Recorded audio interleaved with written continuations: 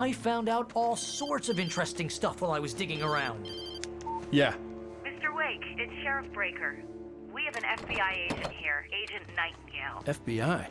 He's anxious to see you. You'd better come to the station. Okay, I'll be right over, Sheriff. Let's make this quick, huh? Help you folks? Name's Randolph. I'm the manager. We're looking for Rose. Works as a waitress down at the diner. Rose, sure. Nice girl. Who wants to know? I'm Alan Wake. The writer, huh? I heard on the radio you were visiting. Well, I'll show you her trailer. That Rose, she's a nice girl. Always pays her rent on time. As I was saying, Al, I found all sorts of weird stuff from the local newspaper's archives. This place is crazy. Disappearances, mysterious deaths, urban legends come true, and get this, most of this stuff takes place around Cauldron Lake. Well, you ain't wrong, mister. The Indians thought the lake was a doorway to the underworld. I'm the God-fearing type myself. I don't hold with that sort of thing. Yeah, okay. Anyway, there was an island there owned by a guy called Thomas Zane. Now, some of the articles I found about him make him out to be a famous writer, but I ran a bunch of searches, couldn't find a single thing he wrote. Zane was heavily into diving, so much so that the place came to be called Diver's Isle. But the volcano under the lake erupted in 1970, and Zane went down with the island.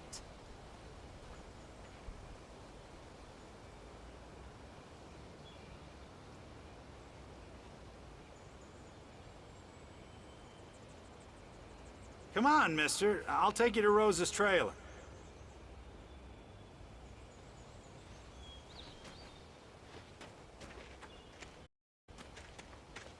Yeah, how about that? It was there in the morning, as if it had fallen from the sky. But it would take a tornado to lift something like that. We're damn lucky it didn't crush any of the trailers.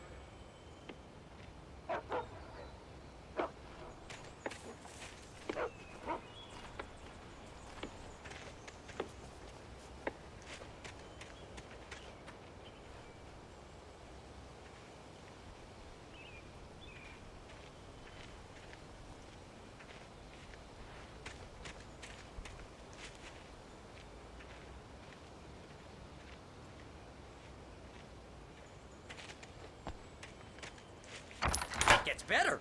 A local girl, Barbara Jagger, drowned in Cauldron Lake just a week earlier.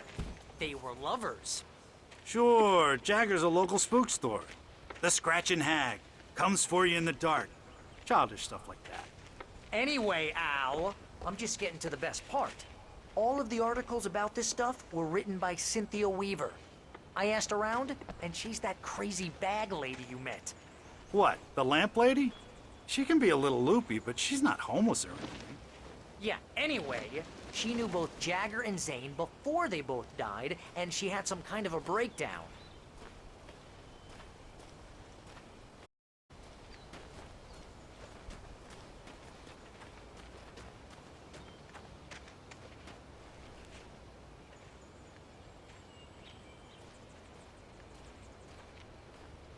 Well, mister, this here's Rose's trailer. You mind me asking what you want with her? We're just here to talk to her, pal.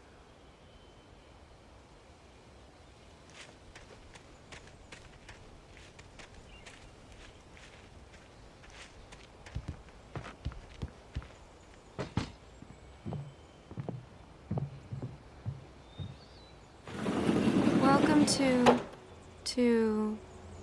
Oh dear, Mr. Wake. I'm so glad you're here. Rose, you have my manuscript? Oh. Oh, yes. Yes. Please, come in. Hey, it's really good. Rose, Yes, my manuscript. I really need it. I understand. I know what you need. A muse to inspire you. Oh, for Barry. She doesn't have anything. Yeah, hey, Al? Al, what's... Oh... Barry! What? What?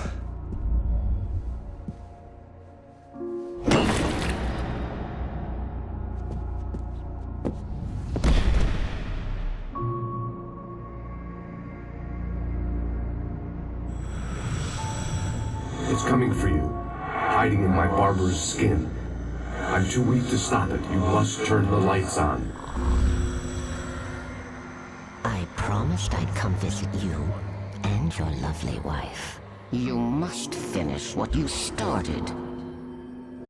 I insist. You must turn the lights on. Turn the light on. Back to work, boy.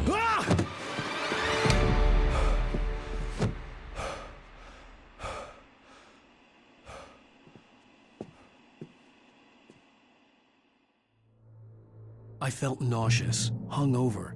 Only anger kept me going. I can't tell reality from dream anymore, but it seems I have an imaginary editor to help me. She's an old woman in a funeral dress. I call her Barbara Jagger. She's very strict, writing faster and faster. My manuscript is being heavily revised. Edits are getting very aggressive, and each day there's less of me and more of her. I hate it, but I know she's right. She promises me I can save Alice this way. She knows more of this than I do. About the complex incantation I'm attempting. About this place. She's worked with another writer under similar circumstances, Thomas Zane. The genre of the story seems to be shifting. It's turning into a horror story. I'm getting close. I can feel it.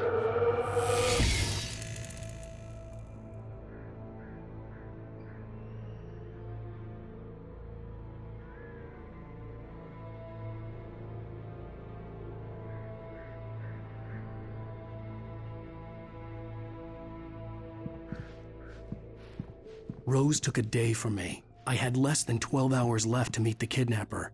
All I could do was get in the car, work something out once I got on the road. Barry was out of it. He was way to carry. You're right. I deserve more money. I'm so handsome. My gun and flashlight were gone. I'd have to find a way to get Barry into... Mr. Randolph liked Rose. That little smile she had. How she was still sweet when life had tried so hard to make her bitter. It wasn't any of his business what she did in her trailer. But those strangers, the writer and his smart-ass sidekick, looked like trouble. And they'd been in there for hours, way past her normal bedtime. He reached for the phone and called the sheriff's station.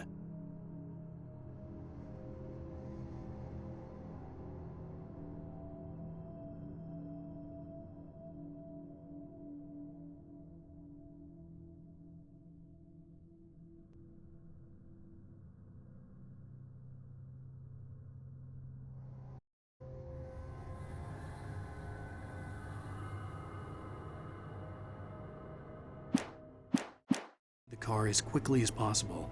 There was no time to waste.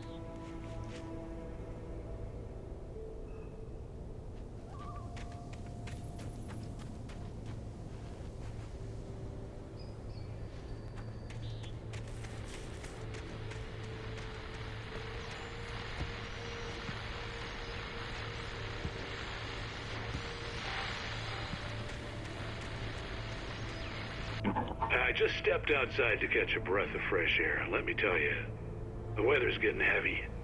Nights like this make me especially glad I'm here talking to you and not home in bed. Once the weather takes a turn like this, I can't sleep at all. It's all tangled bed sheets and dark thoughts, punctuated by the occasional plunge into nightmare. Is it just me? Well, perhaps it is.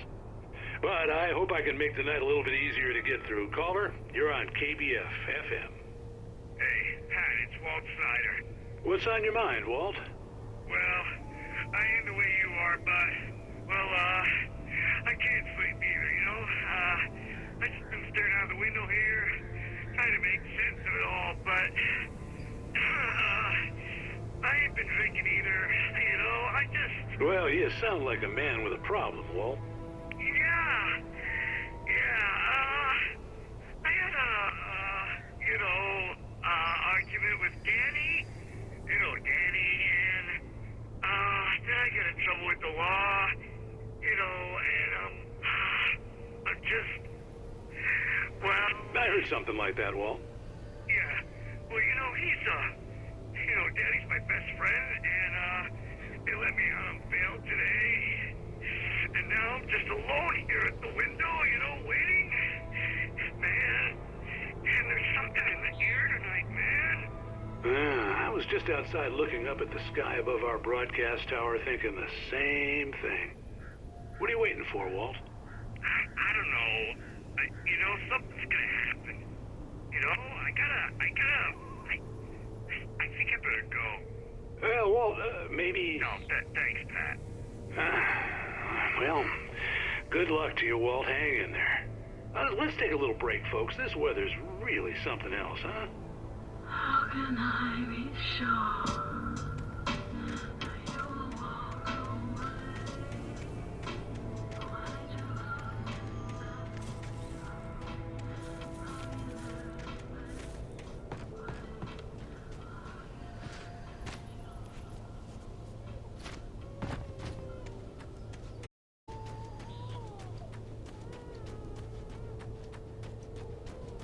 Oh, you're gonna get it now.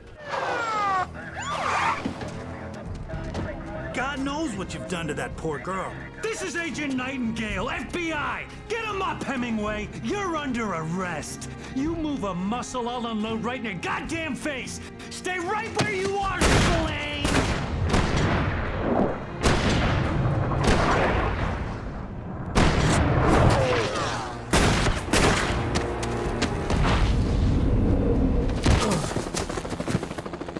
What are you?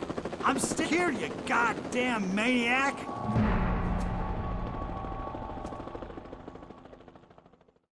I hated to leave Barry behind, but there was no way I'd miss my appointment with the kidnapper. Give it up, Mr. Wake. Come on. Take it easy. Get after it. Don't let him get away. Move it. I'm having a shot if you let him get away.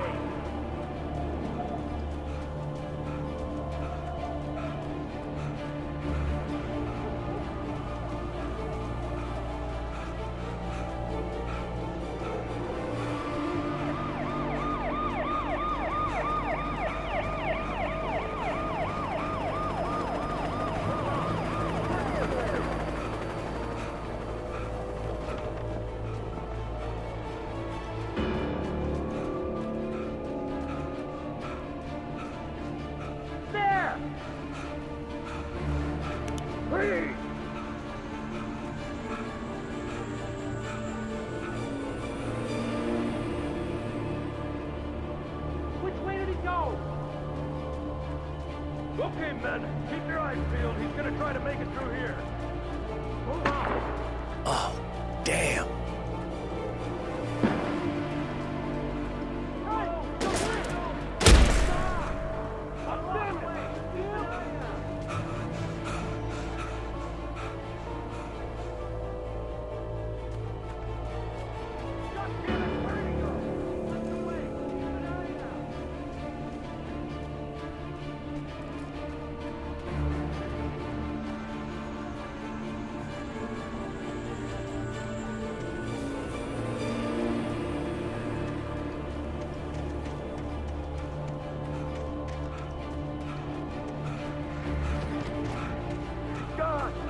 Guys, we need to head him off. For decades, the darkness that wore Barbara Jagger's skin slept fitfully in the dark place that was its home and prison. It was hungry and in pain. It dreamed of its nights of glory when the poet's writing had called it from the depths and given it a brief, terrible taste of power and freedom. The rock stars had stirred it from the deep sleep the poet had sunk it back to in the end. When it sensed the writer on the ferry, it opened its eyes.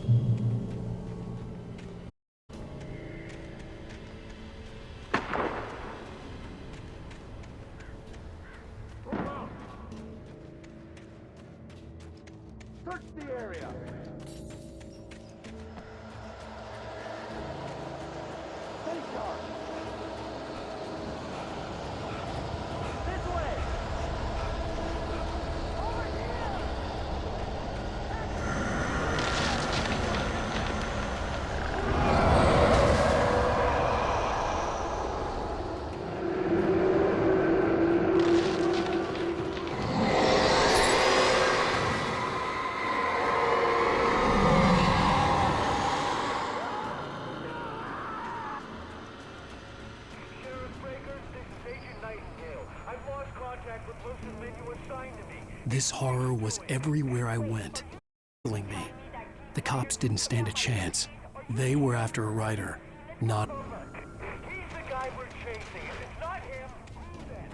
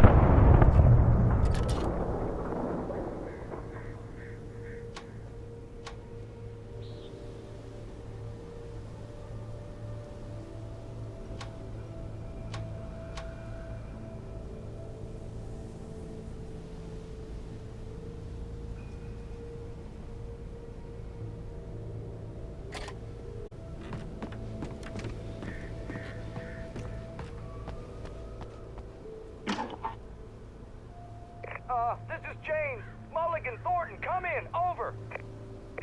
Thornton here.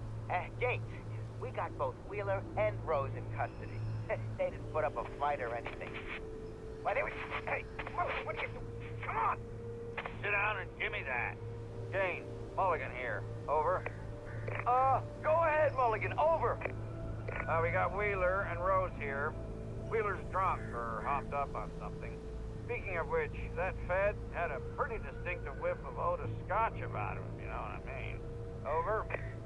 I don't have anything on that, Deputy Mulligan. Over. Well, whatever. Just being clear. You better get Doc in to take a look at both. Over. Gotcha. You better get them here quickly. The, Fed's gonna want to interview Wheeler like that.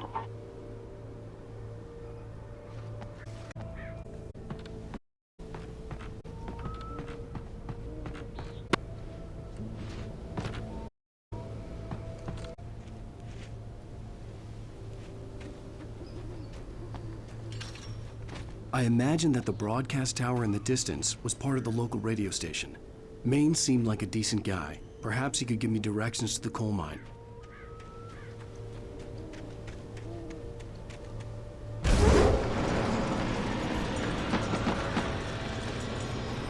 Unnatural shadows clung to the gate. The darkness that was after me was trying to stop. I wouldn't get through without a light.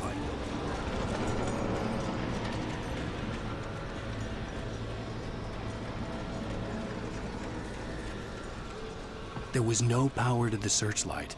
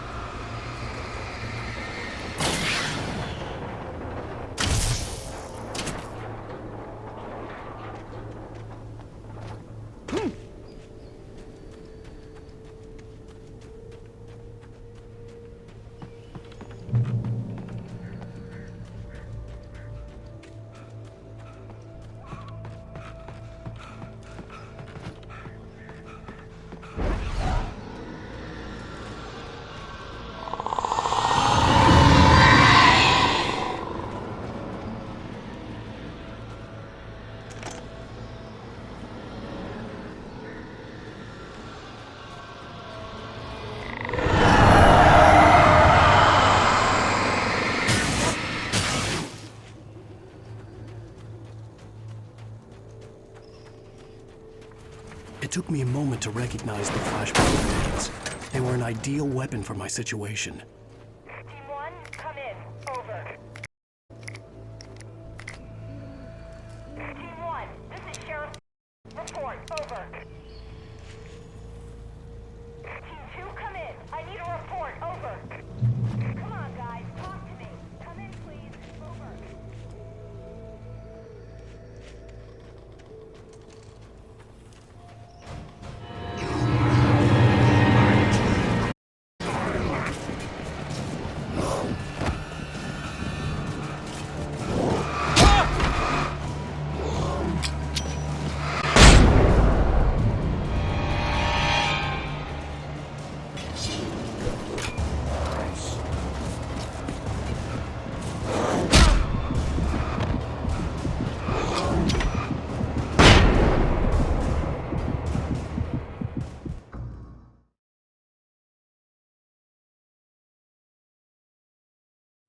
Come on, guys. Talk to me. Come in, please. Over.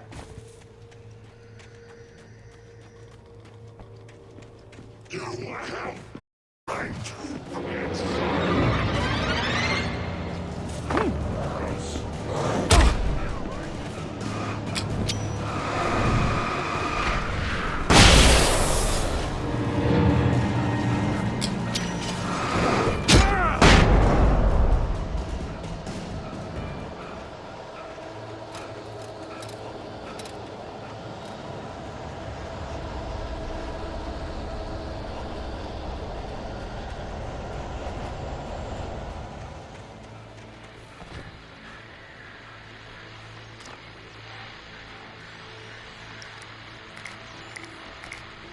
And here's another call.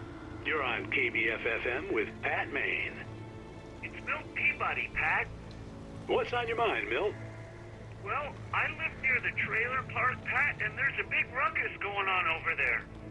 Well, that's just up the road from me, too. What's going on, do you know? I don't know, but there's a bunch of police cars there, lots of sirens, a helicopter buzzing around, and I think I heard some gunshots. Gunshots? Yes, sir, like from a pistol. So can you find out what's going on? Because it's just next door and they're popping off guns there.